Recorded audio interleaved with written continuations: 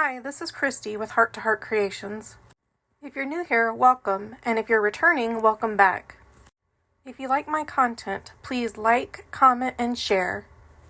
Today I'm going to be making the Mav Pack by Lindsay Handmade at 120% the original size.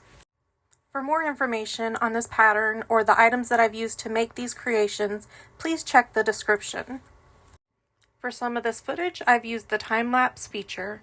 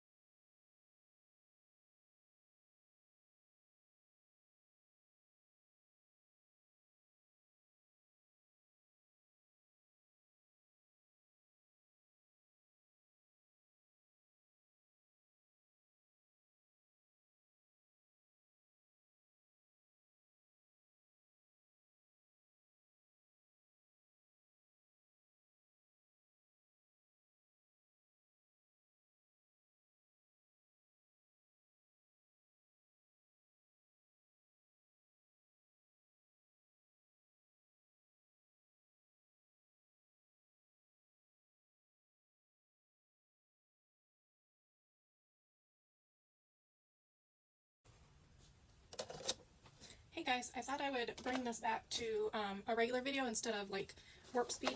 I'm sewing these 2 Dungeons and Dragons Mav Packs, and I got to a point at the very end where it seems to be my place to find issues lately.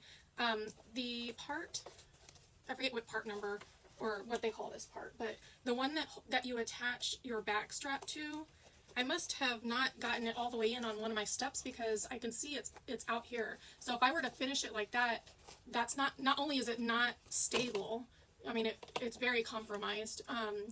It's not going to look right either because the seams are going to be on some of the seams are going to be on the outside. So what I did is I clipped. Well, first I used my air erasable marker to mark it while it was, you know, flipped out, so that it wasn't anything permanent. And then before the marks disappeared, what I did was I clipped right on the outside so that as I'm working on the inside, I'm not going to lose like the exact area where it is.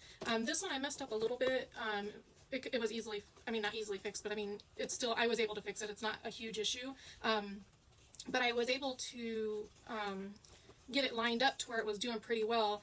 But now that I'm going to have to, sorry, let me try to explain that a little better. I had these 2 points that I had to make so that as things were on the outside, oh, I can't do it now because that's there, they would line up better because I must have measured incorrectly or did the math wrong when I printed it out, because it happened on the other one too. So this one has a zipper pocket on the side, and the other one has, the other side has a slip pocket. And so, oops. What I was able to do was just on the side with the slip pocket, I just kind of did it, what are these things called? I can't remember, but darted it basically. Maybe that's the term I was even looking for. I just added a little dart in there so that it would make this even. But when I got to the other side, I couldn't do that because the zipper is a little bit higher up, trying to give them more zipper bag space. So what I'm going to do now, since I'm having to take that seam, I'm pretty much, okay, so here's how I'm going to fix it. Let me try that again. I'm going to take all of the seams from here to here out until it gets to where I can like maneuver this piece here. And then I'm going to shove this in a little bit further because it should be hanging out, whatever this, I don't want to say the seam allowance because it's in the pattern, but whatever the seam allowance is, I don't want to have it any shorter than that. So, and I still have to add binding around it. So there will still be several layers of stitching that I'm not worried about. So I thought I would just kind of talk through this part of what I'm doing instead of trying to do a voiceover, because as nice as it is to like record on time-lapse and then just do voiceovers, it's there, you still get to some places where it's beneficial, not just for me to kind of talk through what I'm doing, but for other people who, you know, in the future might find this video or might have the same issue, and you know, they get to the end and they're like, I don't know how to fix it, and then I can be like, hey, you know what, I made the same mistake once before, this is what I did. Is it the right way? Well, in my opinion, there is no right way. You make a fix, you make fixes as you need, and you make your own little hacks when you run into issues. So just, you know, do what works for you. But this is just proof in case I get like really, really, really good one day. I can say, like, I mean, I have proof all over my channel that, you know, my personal philosophy is kind of, you never stop learning. You're never too old to learn from somebody who's younger than you, and you never stop learning until you tell yourself you're done learning. There's opportunities to learn new things every day, all day. You just have to be open to it. So instead of, okay, I'm not gonna, instead of saying you can't fix it, or, you know, you're not willing to learn, open your mind and allow yourself to learn. I see that the issue is not where my gusset is, so I'm not going to mess with the gusset. I mean, I already took it out a little bit anyways, but I'm not going to mess with the gusset anymore. I'm not worried, honestly, about it unaligning itself, because everything else is stitched around it, so it's not going to go too far. But what I want to do is kind of, I don't want to pull this all the way through, but I do kind of want to lift it up and see, talk it through myself, to see where I messed up and if that was supposed to be there. You know what? Let me check on this one because that'll tell me if I messed up. And this, you know, still needs to be pressed, but this one's done. Yeah, see, I did the steps correctly. This one is fine. That's why I was just looking at thinking, oh, you know what, maybe I just didn't notice it. So I just double checked that one, that one's fine. So this is the correct method. Let me go ahead and pull that back through. So it is the issue is what I thought it was. As you can see right here, that's where I had it folded. But what I'm going to do, just to get all these little extra strings out, because even if I get it fixed, if I sew some of these strings, in fact, they were, oh, I can't show you. I'll show you a little bit on this one. So like, as I'm sewing, let me double check. I've done a, like my last look-see, but okay, here's one. This is something I look at about 50 times before I actually sell it. There's little itty bitty threads that just come from the fabrics and stuff. Most of them aren't even attached to anything. They just got caught into the seams. So I just lightly tug on them because if it is a stitch that needs corrected or reinforced, I don't want to break it. But like that one's a pretty good one. So what I'll do is I'll cut it as low as I can and then I just heat seal so that it doesn't fray down the road. So what I'm going to do is, so that none of those little strings irritate me, I'm just going to kind of hold this out a little bit, pull out the stitches, and like these are the things that, with cotton and cotton woven, that's why I prefer to use waterproof or water resistant canvas. You get less of those. You still get some sometimes, but a lot less. But I'm just going to kind of pull, yep, see, that's how I was expecting it to come out. That's what I wanted it to do. And then on this side, I just go make sure.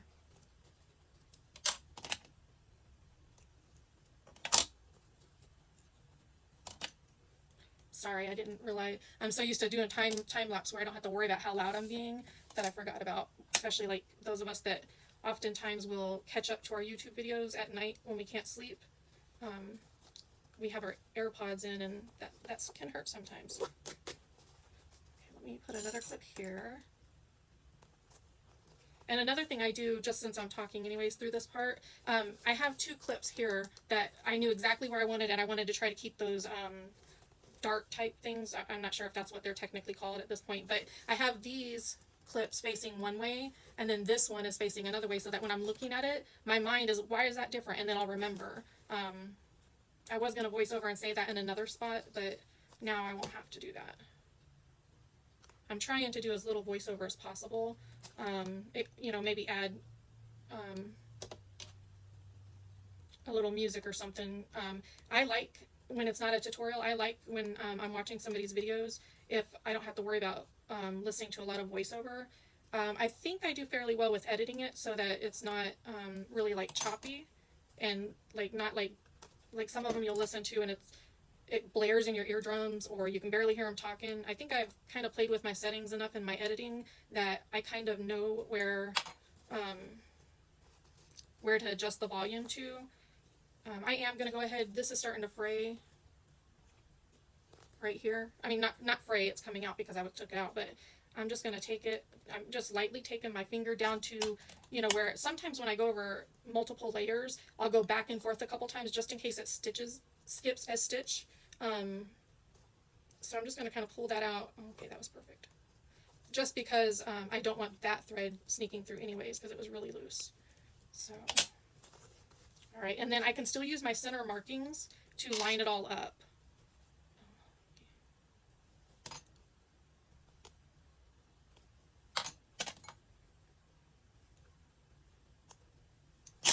Oh, sorry.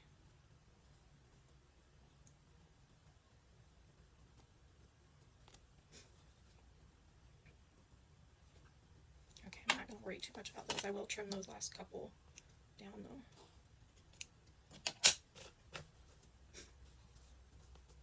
Alright, I'm going to put it just a teeny bit further in so that, excuse me, so that it's a little bit further for those little strings I was just talking about. And let me just take a look in there and make sure that's still, yep, that's still good to go. Alright. So now I'm just going to clip the back part down a tiny bit. It's just probably not even 1/8 of an inch further out, I guess, into the seam allowance, I guess would be the best way to say that. And then I'm going to go right back up to this little dart that I made. Since I know that looked fine, I'm not going to worry about, I thought about trimming it down, but because it worked fine the first time, I don't want to like over trim it or something. Yes, it has a dart in it, that's fine, I don't care.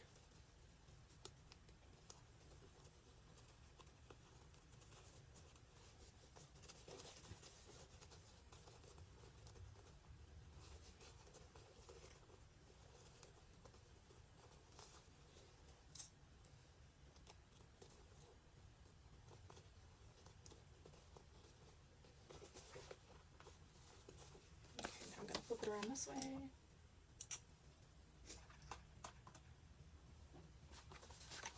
And now I'm just using my hand to push down on the inside as I use my fingers on the inside to move it out. Let me get this one over here first.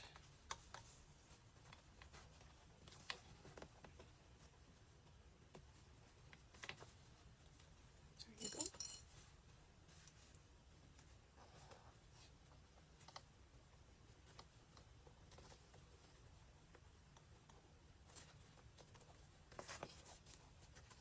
And I'm just kind of checking how the darts looked from the first time I did it. Get in there, finger. See, like little things like that will come out. But usually the binding helps a little bit with that too. Okay, so I've got it clipped. You can't really tell on that side. On this side you can see where I have it just a tiny bit over the seam allowance right there. Hopefully it will take in that this little panel right here and make it easier. And now, let's see. This is another thing. I usually just put it inside, but then when I'm coming around, I want to make sure when I'm flattening this out that this is nice and straight and isn't turned up in any kind of way. Okay. And since it's just the top, I'm trying to just kind of straighten this the best I can. And then I'll start, even though, like, I pinned maybe about an inch maybe, after, like, where it needs to actually start. That way it's still giving it a little bit of extra, just in case. And then I realized that, oh wait, hang on, I moved it, I forgot. I realize you can't really see very well from that angle, but as I start to rotate the bag, you'll be able to see better what I'm doing. But it's just stitching it up.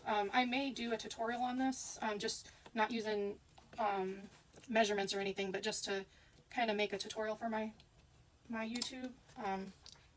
We'll have to look and see. Right now I'm going to use about a 3.5 stitch length on this, because it's going to be more of a construction stitch that I'm trying to make sure is correct in here. Okay. I don't know if anybody uses these from Dollar Tree, but I don't even know what it's really for. Somebody said they thought it might be for dots, one of my friends that does the dot paintings, but it's a really sharp pin prick type of, I don't know what it's for. It was from Dollar Tree, so it works very well for a stiletto. I don't know if that's what it's supposed to be, but I really like this end is long and slanted like that, so I can almost put it all the way up through the little space of where the needle's at, so I really like not having to worry about getting my hands in there anywhere.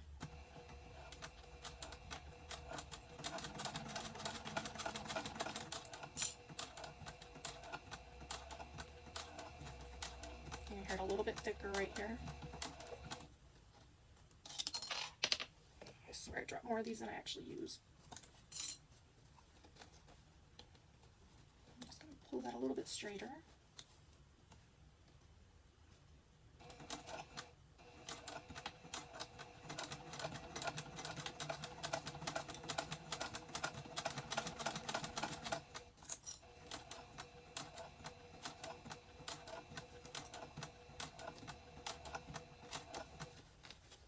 Just adjust this now that it's turning the corner.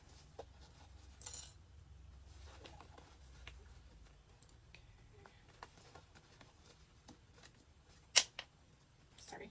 It's funny how many things you do when you're doing time lapse that you just don't care about because you know nobody's going to hear it. My husband comes in, has whole conversations with me. I'm like, don't worry, it's going to be muted. Nobody will hear it.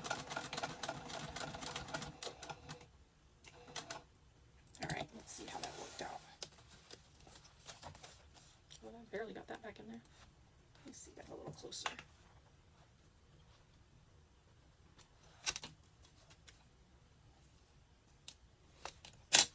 Sorry. Just gotta give it a little tug before I even bother. Okay, yeah, it's all down in there. So it's not pretty, but it really doesn't need to be because, like I said, I still have to put the binding on anyway, so no need to be pretty on this part. It's function that I'm worried about. Okay, so there it is again. I am going to trim just a little bit. See what I mean about going back and forth. Why is that so loose? Oh, that's the original stitch. Okay, that's fine. Okay, and so what I do, I'm just going to trim it up. I'm just kind of feeling to make sure it's not compromised anywhere. just going to leave still a little bit of seam allowance, but I don't want to put it too close because then, I don't want to leave it too far out because the binding is only 5/8 of an inch that I'm using for this method. For this bag. Usually I use elastic, fold over elastic, but this time I decided to use this gross grain ribbon, I think is how it's pronounced. It's a 5/8 inch. And I liked how I saw somebody else using it on YouTube last night, and I really like how it looks on there. So I didn't have fold over elastic for both of these bags to match, and I was afraid that I would run out, so I left it that way. I decided to use this now that I saw it, and that looks good to me. That's the opposite side I just did. Alright, since I cut it down, I'm just going to take the lighter around to get these little frayed pieces of thread and stuff.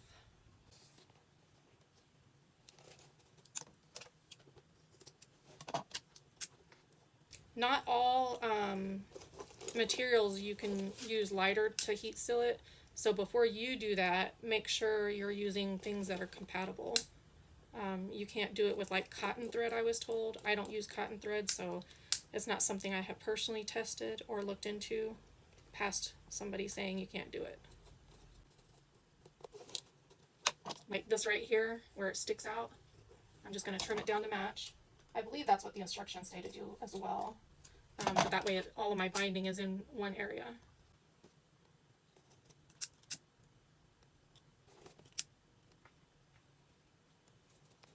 You can see I'm using my fingers just to kind of didn't trim that very even. I'm using my fingers to make sure it's not hot before I move on to other places.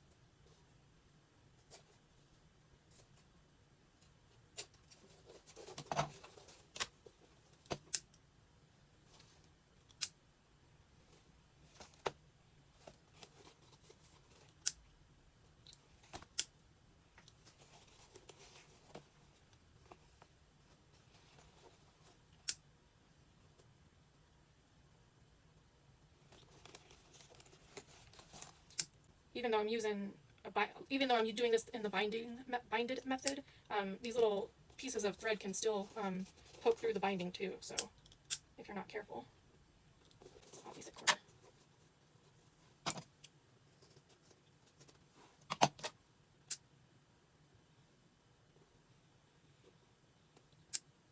All right, that's good to me. All right, I'm gonna fast forward through this after one side, but I thought I would show you how I'm doing the binding. I like to start at the top, because once it's folded in and somebody's opening up their bag, this part is under, so they're not even going to see that. Whereas if you start down on one of these sides, you can see it more. So I like to start either up there or down at the bottom, but usually I'll start here at the top. I wonder how much of this is left. Oh yeah, I think I got plenty. I should probably measure and see how much it is just for my own purposes. I try to start right from the center. You fold that in. And then you just try to put it evenly. I would like to try possibly doing tape. I don't have an issue with my machine when I use tape, but it would make it a lot easier. As far as like making sure you catch both sides. I might try that soon. Not today. Trying to get this order done. We've had bad weather and I don't run my machine when the weather's bad. So thankfully this client, she does like a fiber art as well. She crochets, so it's really nice. She understands. Even though she, crocheting with her hands, she doesn't have a machine, but it's nice because she understands when I'm like, okay, I'm sorry, I'm a day behind because this or this or this. Not that I try to get behind, but I did get sick since this order was taken, and it's a little further out than I like my turnaround times to be. So she's been very understanding, very kind. But I still, where'd that little net come from? I still am trying to hurry up and get it done for her.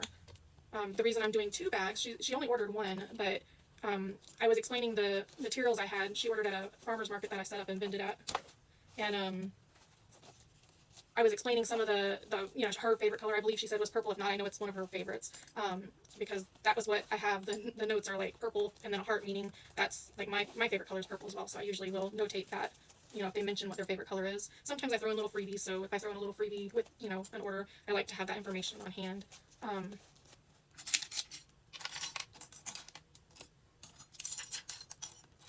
But when I told her I would send her a picture when I got home, actually I told her I would do it the following Monday because that was on a Saturday and I don't usually work on the weekends, so I told her on Monday I would send her a picture of the fabrics that I had and let her choose. And then when I showed the dark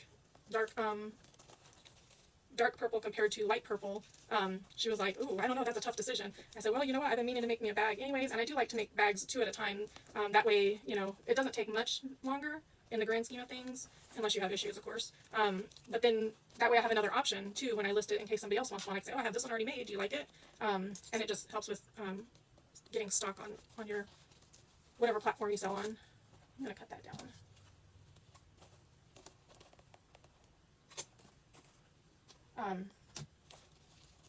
There you go. Oh, I forgot what I said, or what I was saying.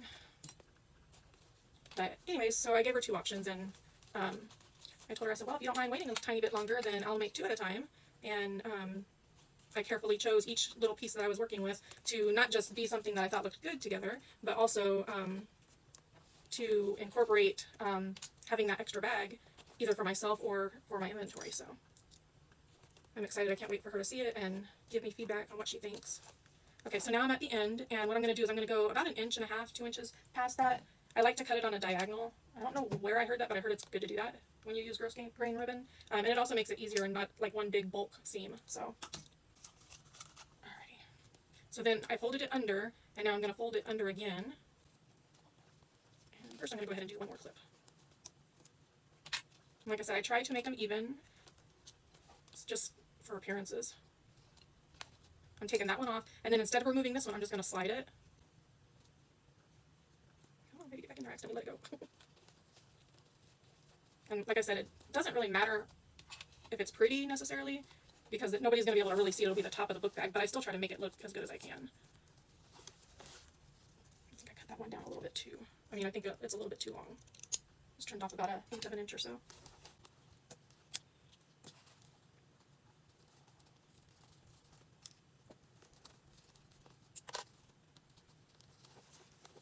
I'm not actually going to fold over that bottom one. It's heat sealed, so I know it's not going to go anywhere as far as fraying. But I do want to make this one a little better.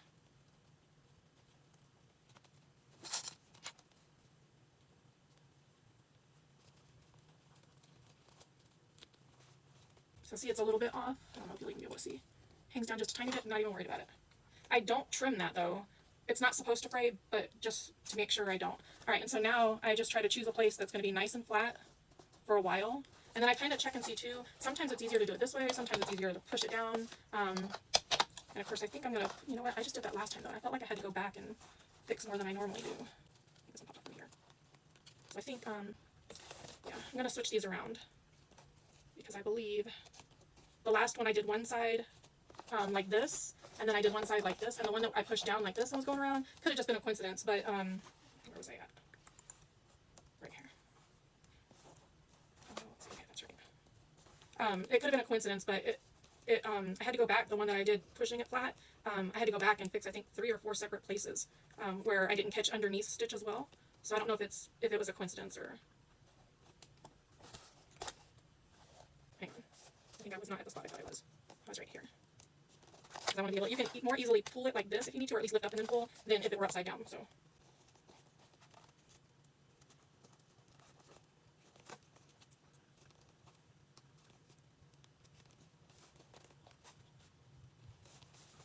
I guess I got confused on some of these because some of them were the right way. Okay, that's good. So I think I'm going to start on the bottom with the stitching, just because it's a nice long straight area.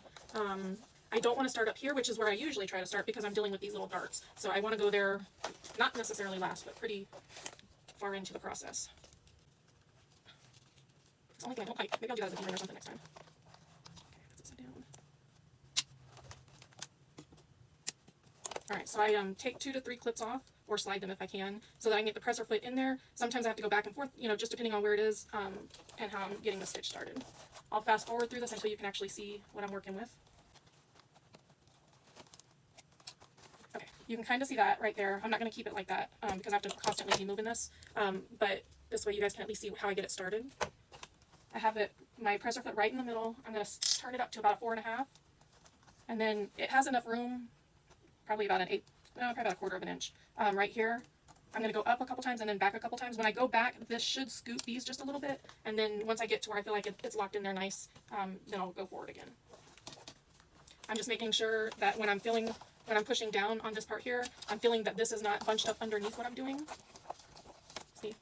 And then also I want to go inside. I want to kind of feel my hands around where my square ring, I put that in the middle. My zipper, when I get to the other side, or even now, I'll make sure it's, you know, about halfway, and then nothing else to worry about. And I make sure this is just kind of hanging out with me. Try to keep it where you guys can see better.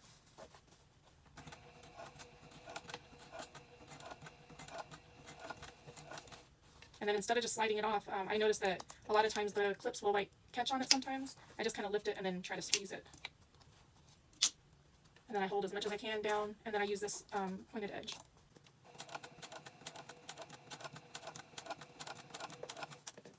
Okay, press it up. I just kind of pull it side out a little bit. Make sure it's nice and lined up and I don't pull anything else with my fingers. You definitely won't be able to see this one. The corners can be rough no matter what method you use, but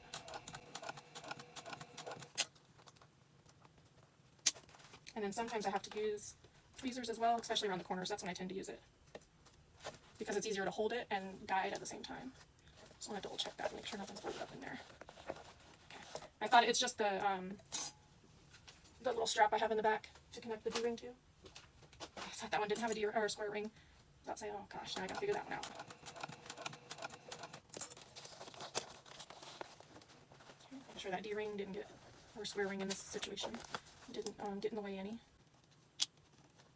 These do shuffle down easier than they come off, so I'll try to do that a lot of times as well. It just makes it easier for me.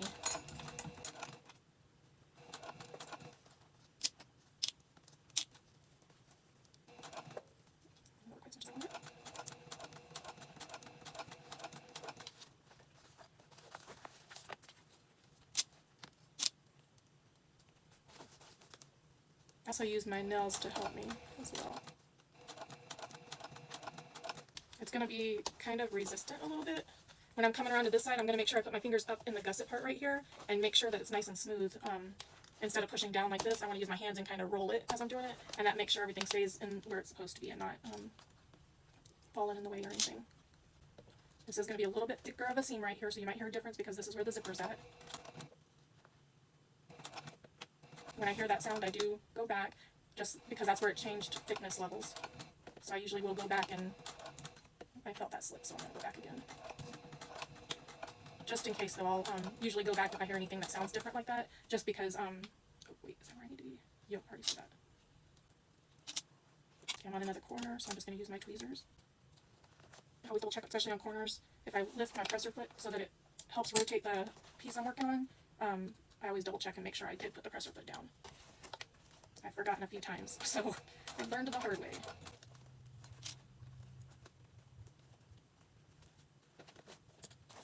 Actually, I lift it because it's kind of, this is where the pointy end of this thing comes in handy. I don't know how well you'll be able to see it, but the ribbon was trying to go too far to the right, so now I can put this in there. And it helped guide it where I needed to go.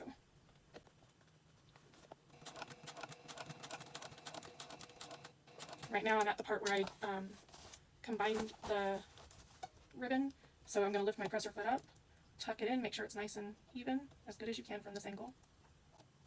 Make that look straighter than I did when I put it on outside the machine. And I'm using my finger to hold it. Oops, looks like it slipped out the back side. It sure did.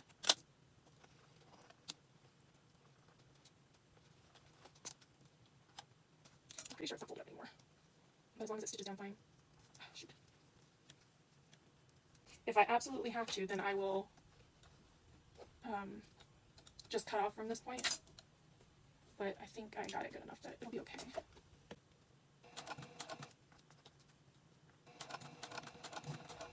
That's where the ribbon is a little bit thicker. It's really nice once you get to know your machine well enough that you don't have to worry every time you hear a different noise. It's not always that way, I promise. Okay, you're just going to have to not see on this one because I'm going around this other, starting this other curve soon, so. Make sure it's not turned up in there.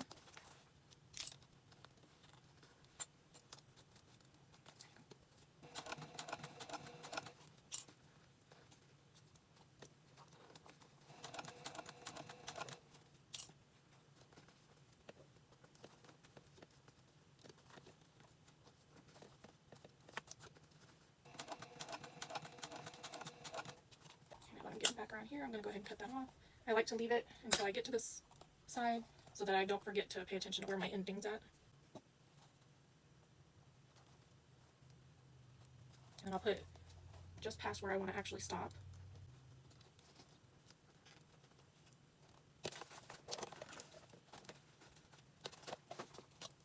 And then I'm going to be hitting the zipper again.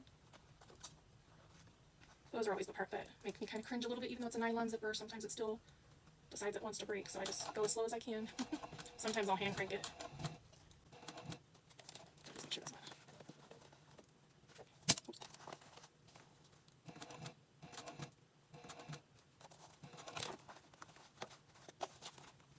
Something that doesn't feel like I try doing something. Okay, wasn't that? Let's just be the.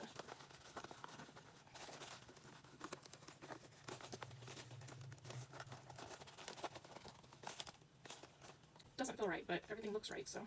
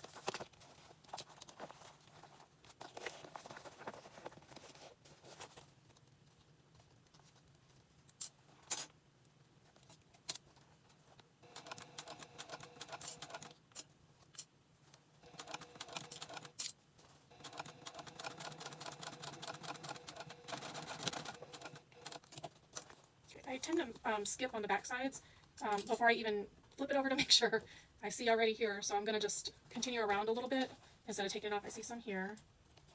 And I'll show you what I mean by that in a minute. You know what? I'm going to do it the same way I usually do it. And I'll show you why I'm going to do it that way. Oops.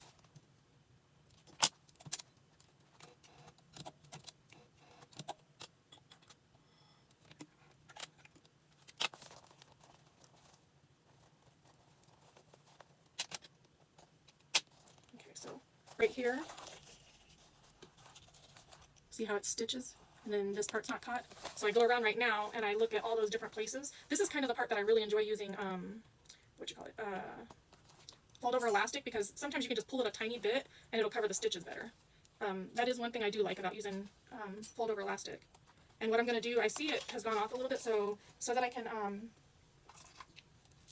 get it a little more even. For this part right here, I'm going to undo a few stitches and go a little bit past. Which those are curved, so that happens sometimes. No biggie. I don't usually even bother taking them out, but I just want to make this a little straighter, so that's the only reason I am.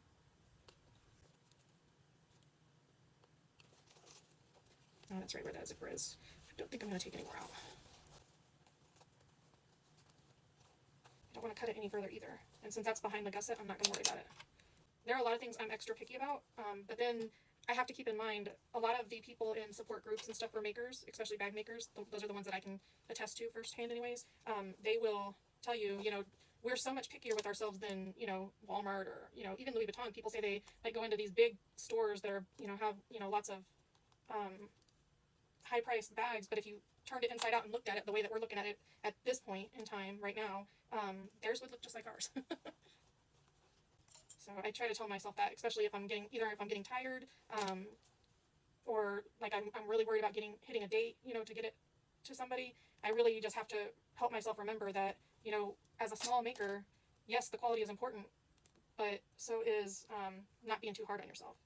I'm just going to cut this off right there and figure out what's going on with it in a minute. Okay, and that's where it's done, but I'm going to go a few past like I said I do. And then I have to get this one anyway, so I might as well just keep on moving. Sometimes I do end up going around a full time again, and I'm okay with that. All it does is make it more secure, so. And once you go around one time, it's usually easier. Okay, then after I check one side, I go around, which this is the side I stitched on, so there shouldn't be any. Where do you come from?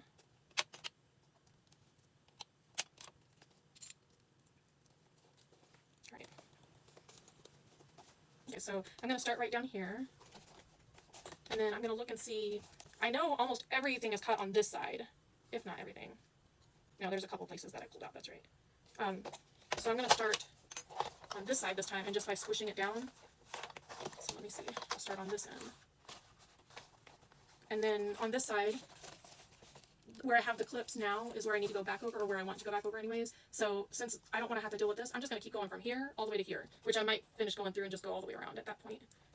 Depends on how hard this is for me on that side. Sometimes it's super easy, and sometimes it likes to give you an issue. So, right, I'm still going to make sure all my D-rings, any hardware, and my strap is out of the way, and that little flap is pulled down too. Don't be afraid to squish your bag. That's why it looks like this right now. But before I even take pictures of it, I'm going to iron it out after I complete the strap, of course. But once again,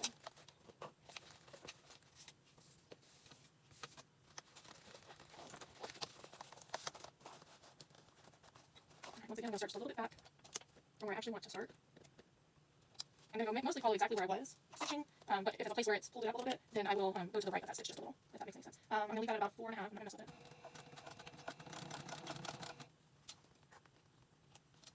Usually I don't even have to worry about holding it, because there's stitches enough around it that it holds it down, so that's why I said it's easier going around the second time.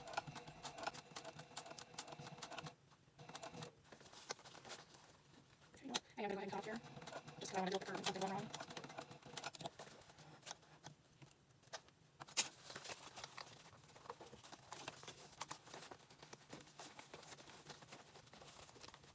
I'll make that a little straighter anyways by doing it that way.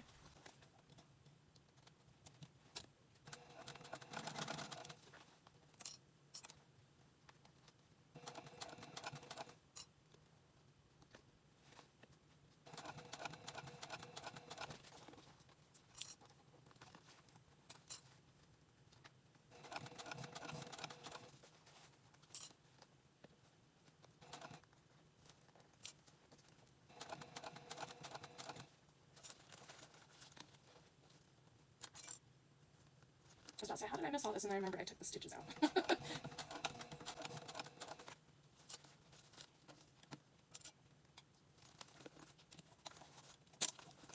This is why time lapse is good. I just looked up to see how long it's been recording, and this has been 59 minutes, so don't say I never helped you with anything.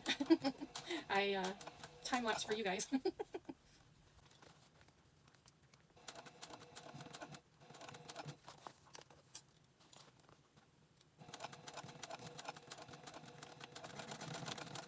Put extra stitches, but I felt like that needed it. Sorry. I'm just going to keep going on this straight away to get to the next curve. There's just a little piece on that one.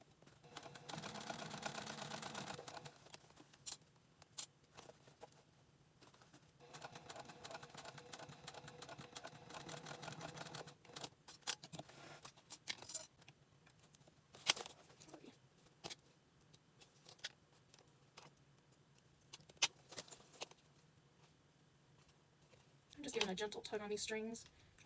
Sometimes I'll pull them through, but I always backstitch on this part. I pull it through just so that if it does make it look neater, at least it's on the same side, but I'm going to singe them anyways, and I use backstitch, so.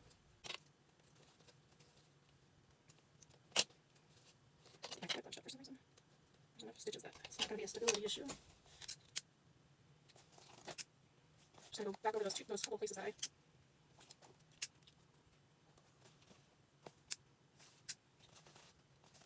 I won't heat seal something that long, because then it'll just be a little plasticky, crusty kind of piece. So I cut it down and then heat seal it.